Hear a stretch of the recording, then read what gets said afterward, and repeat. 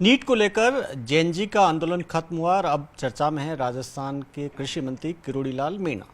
मीणा चर्चा में इसलिए है कि उनका एक पत्र जो उन्होंने केंद्रीय गृह मंत्री अमित शाह को लिखा, पत्र में उन्होंने राजस्थान के अंदर पिछली गहलोत सरकार के दौरान रीट परीक्षा में हुई धांधली, पेपर लीक की जांच की मांग की।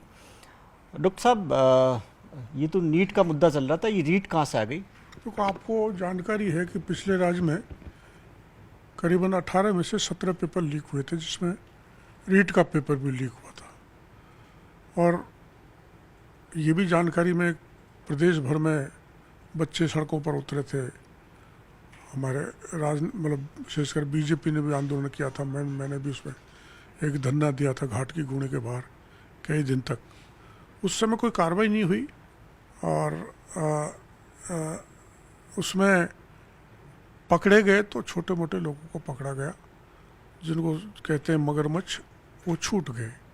और वो मगरमच्छ जैसे गोविंद डोटासरा और गहलोत साहब अब नीट पेपर के खिलाफ गिरफ्तारी दे रहे हैं, आंदोलन कर रहे हैं।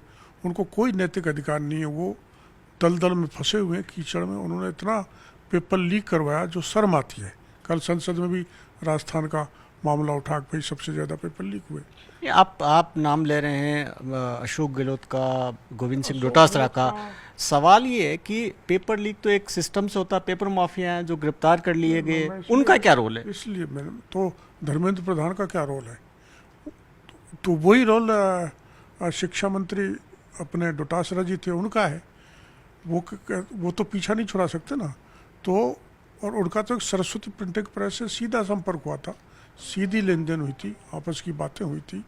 और जो माध्यमिक शिक्षा बोर्ड के अध्यक्ष थे डीपी जारोली, उनको वाध्य किया था सीएमओ द्वारा, गोविंद डोटासरा द्वारा, सुभाष गर्ग द्वारा कि सरस्वती प्रिंटिंग प्रेस से पेपर छपवाए जाए जहाँ से पेपर लीक होने की। कलकत्ता के अंदर? हाँ, कलकत्ता के अंदर जो जहाँ से प्रबल संभावना है पेपर लीक हुआ है।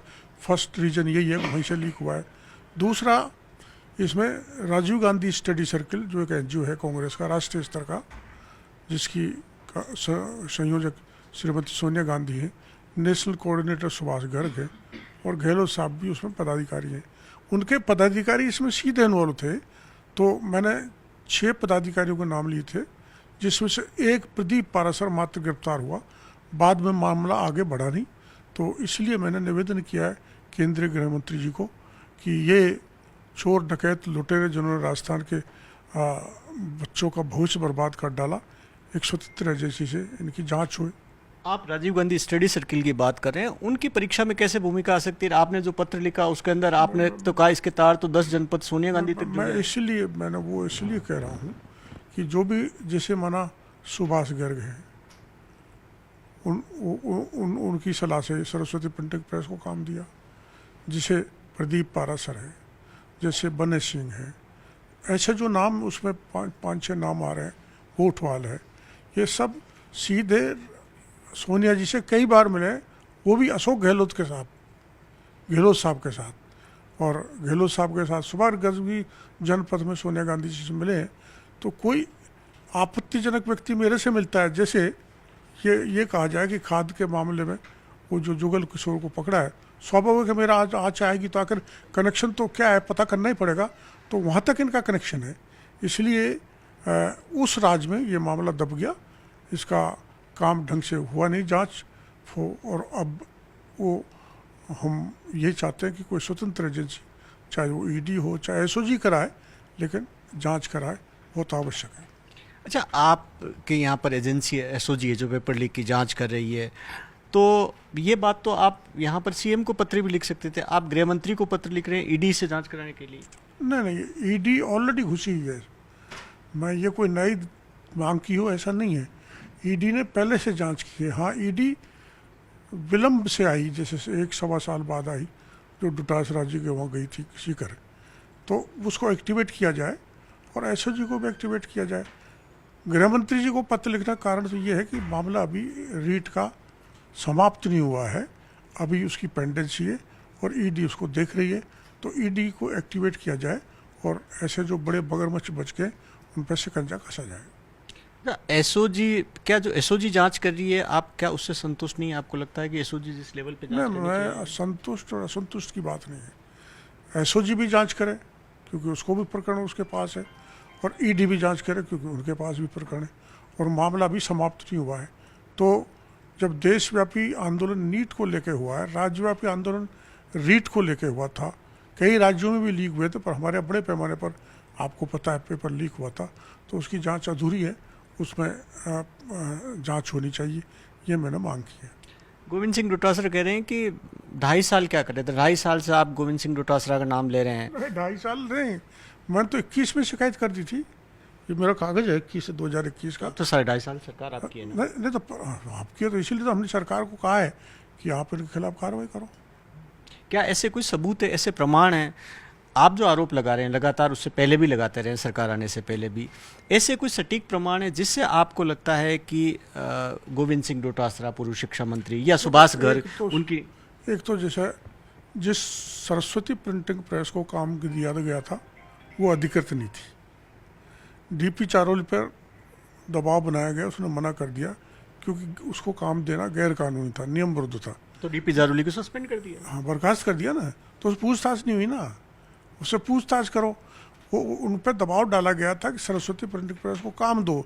दबाव डालने में सीएमओ गोविंद डोटासरा, सुभाष गर्ग थे।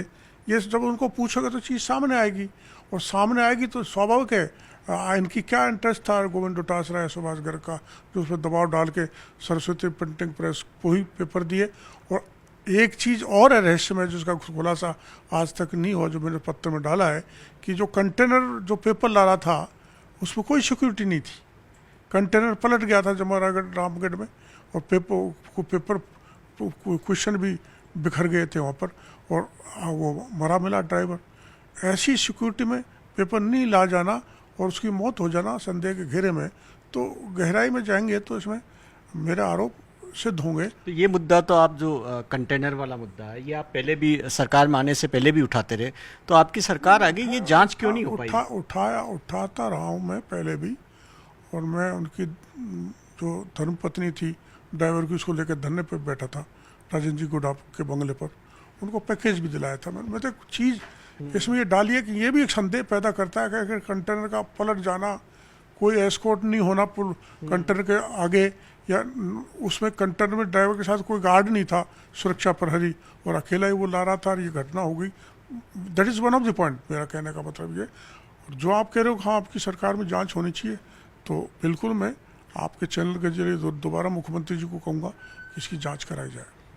कांग्रेस यही सवाल उठा रही है कि अगर उनके खिलाफ कोई ऐसा प्रमाण होता, जो पेपर माफिया थे वो अरेस्ट हो गए, तो कार्रवाई होती। नहीं, प्रमाण नहीं होता तो डीपी जारोली क्यों बर्खास्त किया?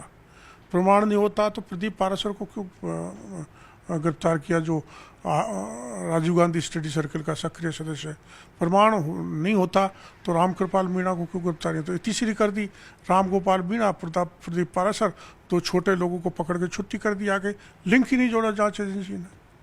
आप इतने आरोप लगा रहे हैं, लेकिन आप ही की सरकार ने जो सुरेश ढाका है, जो इसी रीट पेपर लीक का मास्टरमाइंड है, अभी न सिर्फ फरार है, अभी तक अरेस्ट नहीं कर पा रहे हैं, दूसरी बात उसके पिता को तो 20 करोड़ का ठेका माइंस का आप ही की सरकार ने दिया। ये मीडिया में आया है, ये सही है, स्वीकार करने में कोई दिक्कत नहीं है।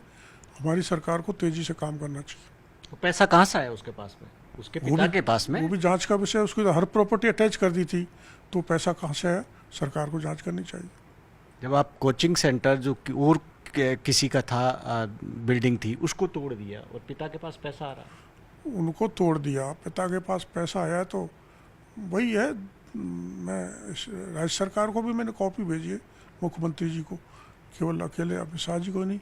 अमित शाह जी को जो पत्र लिखा है वो मैंने माननीय मुख्यमंत्री जी को भी उसकी कॉपी दी है। मुख्यमंत्री जी से अलग से बात भी कर सकते हैं आप मिलकर? हाँ, जाऊँगा मैं, अभी तबीयत ठीक नहीं मेरी। अच्छा, इस पूरे मामले में डॉक्टर साहब, अब आप मुद्दे उठा रहे हैं, आज सवाल इसलिए खड़ा हो रहा है कि कहा जा रहा है कि नीट का मुद्दा खड़ा हुआ तो आप वापस रीट का लेकर आ गए। आप क्या सिस्टम, दो चीज़ें, क्या जो पहले सिस्टम था, सिस्टम तो वही का वही है, वही कर्मचारी, वही अधिकारी, कुछ बदला नहीं है, न आरपीएससी में बदला है, न राज्य कर्मचारी बोर्ड में, न माध्यमिक शिक्षा बोर्ड में। देखो, बाकी की उनसे बदलने से कोई मतलब नहीं, बदले या ना बदले, लेकिन एसओजी तो वही है। एसओजी को कहा जाए भाई इसको फाइल पड़ी हुई है और अब भी उनको बुला रहे हैं, सुरेश ढाका को ढूंढ रहे हैं, तो कोई मुद्दा तो मरा नहीं ना, मुद्दा तो जिंदा है और उसका प्रकरण दर्ज है एसओजी में। तो एसओजी ईडी दोनों जगह मामला विचाराधीन है। मैंने उसको यही निवेदन किया है कि एक्टिवेट किया जाए और ये बचने निकलने में सफल हो गए बड़े लोग, इन पर शिकंजा कसा जाए। डॉक्टर साहब, क्या लगता है आपको कि आप ही की सरकार आपकी बात, क्योंकि लगातार आप मुद्दे उठाते रहे हैं, आप बता रहे हैं कि यही पेपर नहीं, बाकी क्या सुन नहीं रही है? ऐसा नहीं है, कई काम और बहुत होते हैं सरकार में। एक तरफ से राष्ट्रीय स्तर पर पेपर लीक का मामला आया है, तो ये भी ध्यान आकर्षित मैंने सरकार का किया है। बहुत बहुत शुक्रिया। डॉक्टर किरोड़ीलाल मीणा वो कह रहे हैं कि जो रीट पेपर लीक 2021 में, यानी पिछली गहलोत सरकार के अंदर शिक्षक भर्ती परीक्षा से जुड़ी हुई रीट परीक्षा थी, उसका जो पेपर लीक हुआ था उसमें पेपर माफिया हालांकि पकड़े गए, लेकिन उसके अंदर जिन लोगों का ये आरोप लगा रहे हैं कि उस तत्कालीन उस वक्त के शिक्षा मंत्री रहे गोविंद सिंह डोटासरा, तकनीकी शिक्षा मंत्री थे सुभाष गर्ग और सीएमओ के अफसरों की भी मिली भगत थी, इसकी जांच वापस कराई जाए और उसके लिए गृह मंत्री को पत्र लिखा गया कि ईडी से जांच कराई जाए। Camera person Manish Sadhwani Singh, Jaipur, news 18 India.